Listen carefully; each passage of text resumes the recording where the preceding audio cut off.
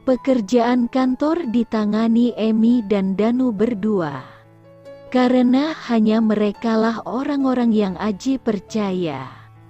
Saat Lili dan Aji menikmati bulan madu di Jepang dan Korea, Emi dan Danu malah tenggelam dengan pekerjaan di kantor karena bertepatan dengan awal tahun anggaran. Untungnya, hubungan mereka justru jadi jauh lebih baik sejak itu. Begitu Lili dan Aji pulang, keduanya sudah tak lagi malu-malu menunjukkan kalau mereka telah jadian. Sekarang, setelah 2 bulan, mereka masih sangat sibuk, bahkan semakin sibuk. Bawa makanan dikit amat sih. Bu, Mbok ya sekalian gitu kita juga, sindir Danu sambil melirik kotak makanan yang ditenteng oleh Lili. Mendengar kalimatnya itu, Emi mengangkat wajahnya dari dokumen yang sedang ia baca. Ia juga melihat kotak makanan di tangan Lili. Wajahnya kontan memucat. Ia langsung berdiri. "Pak Aji," panggilnya. Sahut Aji tanpa melepaskan tatapan dari layar monitor. "Saya sama Mas Danu mau nyari makan siang dulu.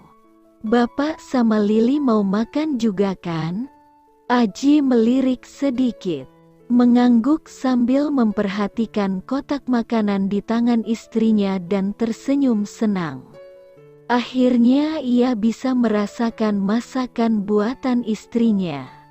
Sementara itu, Emi buru-buru menarik tangan Danu yang kebingungan melihat tingkah Emi yang mendadak aneh.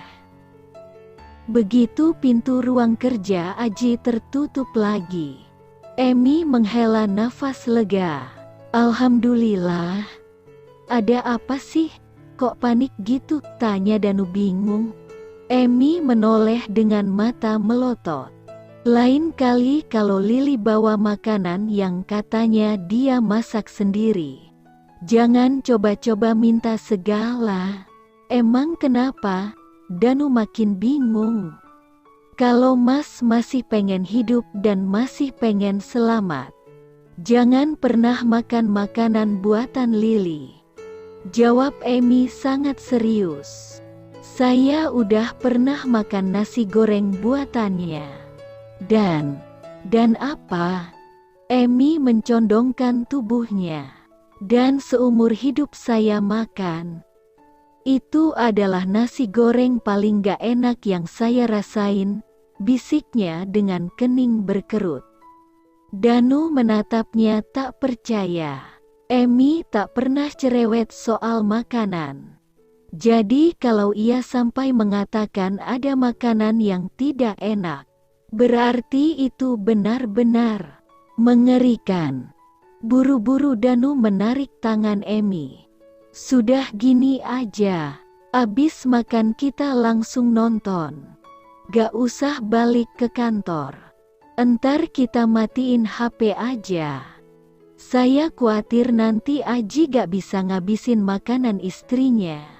Kita yang disuruh ngabisin." Ayo. Dengan kompak, pasangan itu berlarian menuju lift. Bergerak secepat mungkin untuk menghilang dari lantai 23.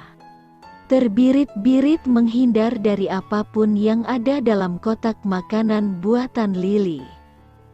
Di ruang kerja Aji, Lili mulai membuka kotak makanan satu persatu, menyusunnya rapi di atas meja tamu.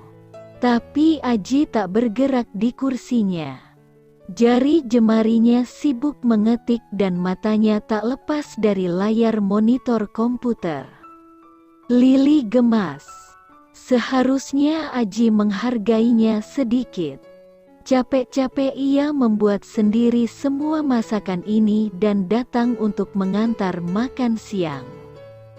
Di hari yang sedikit gerimis pula, bukannya langsung memperlihatkan perhatian, malah cuek saja. "Sabar, Lili, sabar. belum aja tuh si bos makan masakanmu, tagar sisi baik membujuk. Karena itu, Lili pun mengalah. Ia menyendok sedikit dari setiap masakan yang ada dan membawanya ke Aji yang masih sibuk. Menyendok sedikit untuk menyuapi Aji. Kata Lili meminta Aji membuka mulut. Tanpa menoleh, otomatis Aji membuka mulutnya. Lili memperhatikan mulut suaminya yang sedang mengunyah pelan itu dengan gugup. Ini pertama kalinya ia melihat suaminya menyantap masakan buatannya sendiri.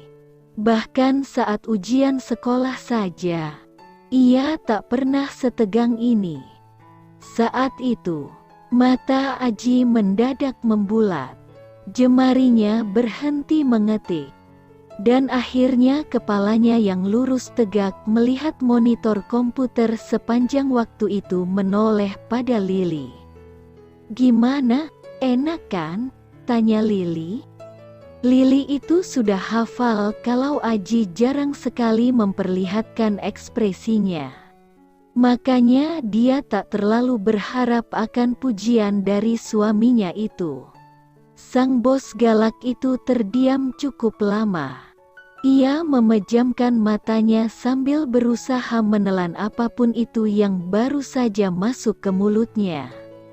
Dan kepalanya mulai terasa sakit. "Itu makanan?" tanya Aji tak percaya. Giliran Lili yang bingung, mengangguk. "Kamu gak lagi ngerjain saya kan, Li?" tanya Aji lagi memastikan. Istrinya menggeleng kuat-kuat. "Iij, memangnya Lili sejahat itu?" Aji melirik kotak-kotak makanan yang terhampar di meja dekat sofa. "Siapa yang ngajarin kamu masak?" "Emak." Sekali lagi Aji menatap istrinya. Terus, "Dikasih tahu gak kalau abis masak itu dirasain dulu?" Lili terdiam. Mana sempat, tadi emak dan ayah sudah buru-buru mengusirnya pergi. Teringat hal itu, Lili kembali ke meja tempat kotak makanan itu dan mulai menyendok satu demi satu mencoba rasanya. "Huek, asin," pekik Lili sambil memuntahkan makanan di atas tisu yang langsung ia sambar begitu percikan asin menghantam lidahnya.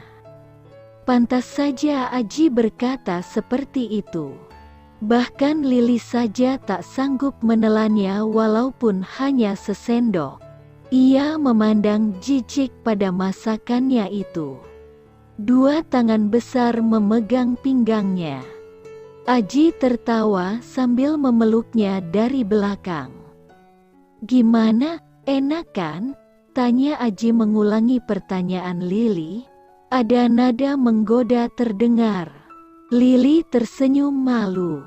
Ia melepaskan diri sebelum duduk membereskan kotak-kotak makanan itu. Istri mau nemenin suami kerja aja sudah syukur.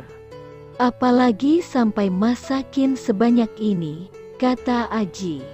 "Sudahlah, gak perlu masak lagi. Biar saya aja yang masak." Tangan Aji menarik tangan Lili agar berdiri.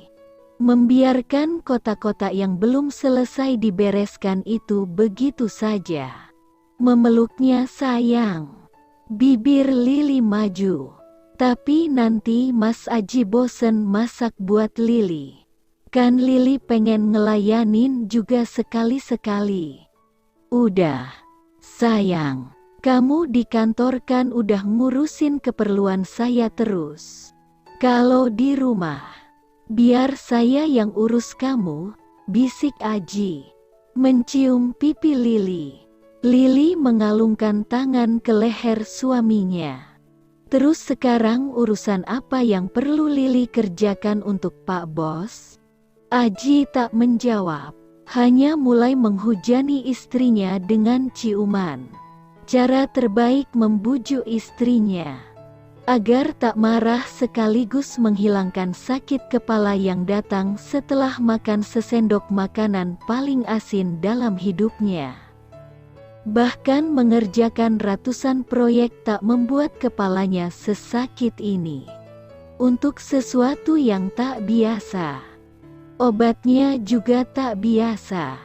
Dalam perjalanan pulang, sekali lagi Aji berkata dengan nada serius, "Li, dapur kita renov aja deh. Saya mau buat tertutup, dikasih kunci pintu." "Loh kenapa, Mas?" tanya Lili bingung. "Supaya saya yakin kamu gak bakal pernah masak lagi." "Mas Aji